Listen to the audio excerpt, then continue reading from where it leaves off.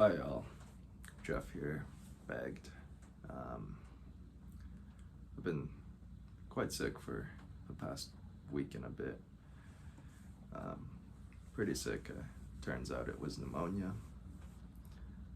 Went and got that checked and got an x-ray, but doctor put me on some antibiotics, so should be back to normal soon. But I wanted to sit down and do a doctor's orders. So be resting. So we got some nice rain pitter patter outside, and I wanted to talk a little bit about rest and recovery today.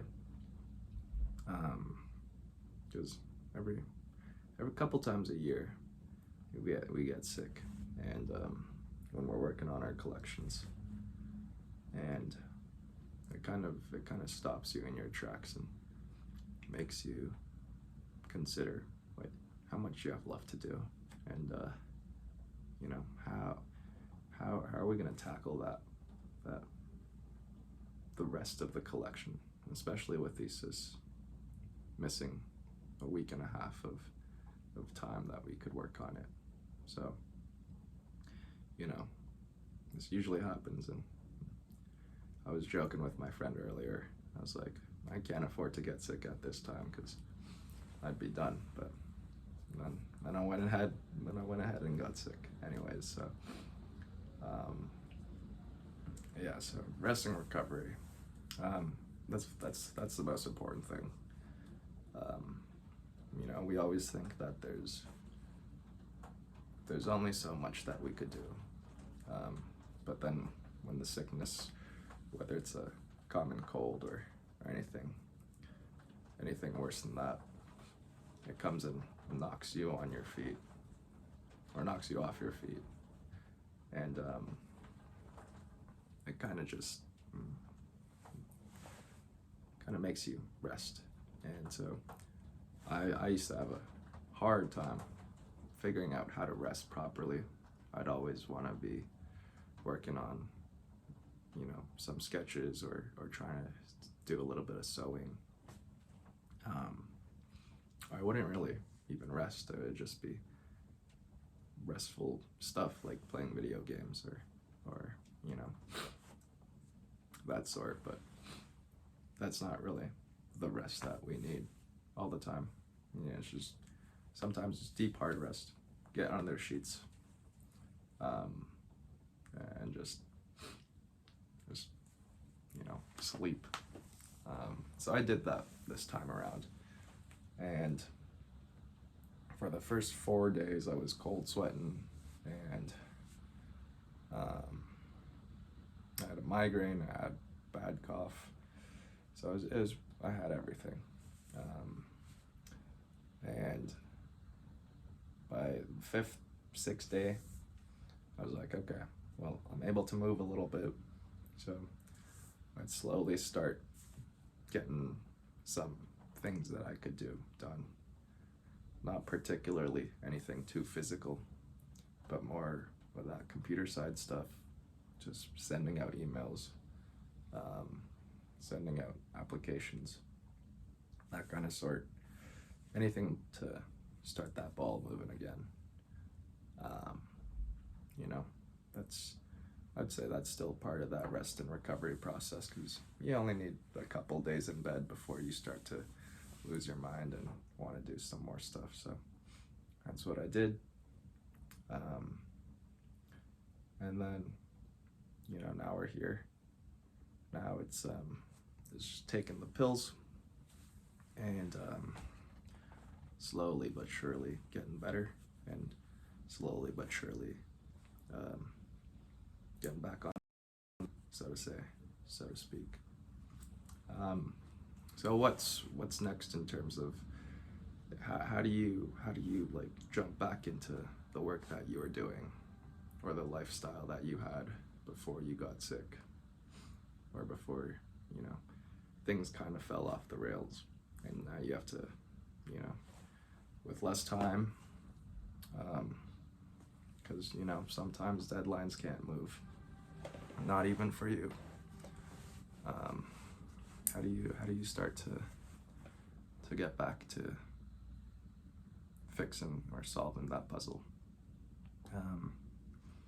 And I'd say a lot of that is adaptation, taking yourself where you're at.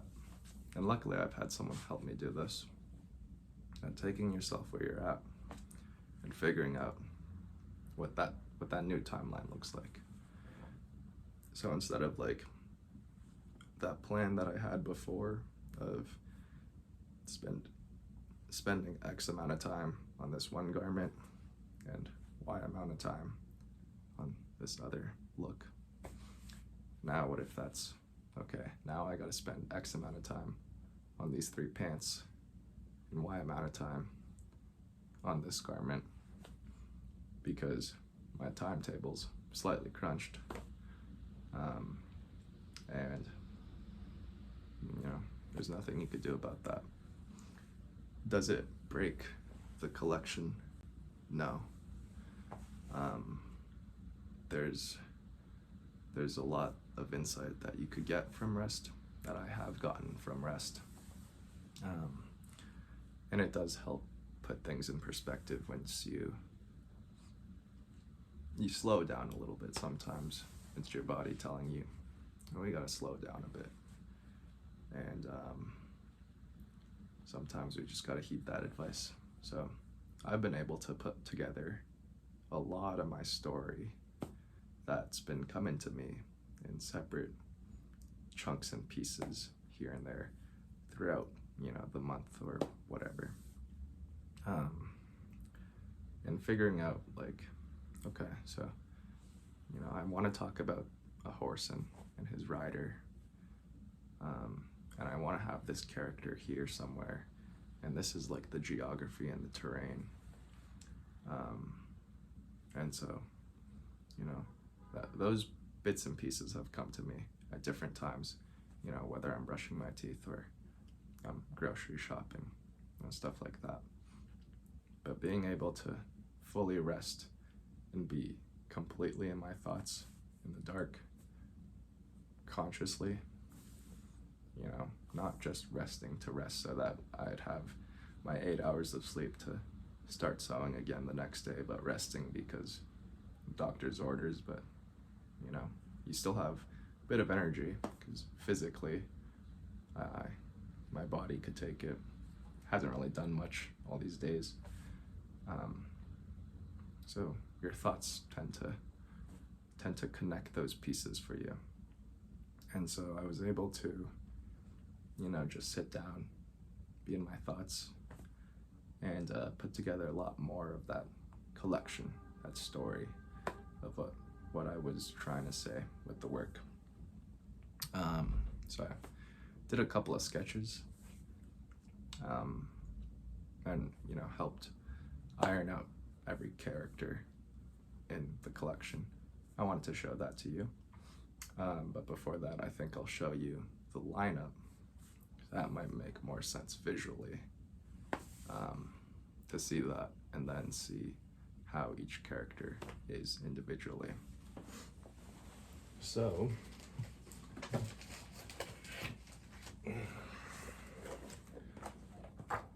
over here we have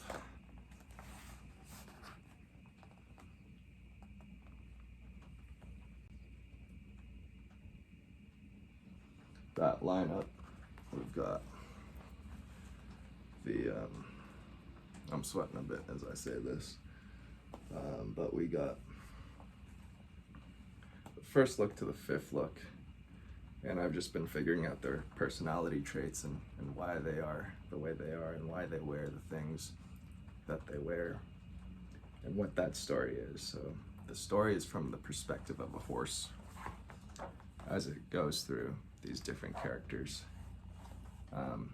as it meets these people, and it kind of learns and takes on some of their traits. So with the first one here, this is Miss Elizabeth Meadows. She's a bit fiery. She's a bit of a rebel type, but she likes to be pretty, but she doesn't want to be defined by it. So she likes to She likes to ride her horses hard and fast. That's why she has chaps designed for her specifically. Then we got Tuxedo Bob. Tuxedo Bob likes to wear his tuxedo. He likes to be, he's a showman. He likes the attention. And while he could be part of that, while he could be the attention, he could have little Miss Elizabeth Meadows go in and pickpocket the audience for him. They get caught by the sheriff, and the sheriff wears, you know, he's kind of goofy. He's got his boyishness. He's an older man, but he's still got his childishness. But he wears a big coat, and he can turn on his scary when he needs to.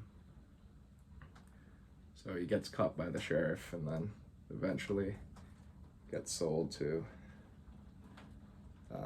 Cutler, who's a scary, scary old raven, and she just needs to build a nest, so she just needs him to work. And then finally, he goes to a good old home of Midnight Jerry, who's just always in his pajamas. He's got a little candle holder, because he likes to go for a midnight snack. And, you know, he's a good guy. He has a fun time. So that's how I see that story progressing, and it's a fun little story that I like. So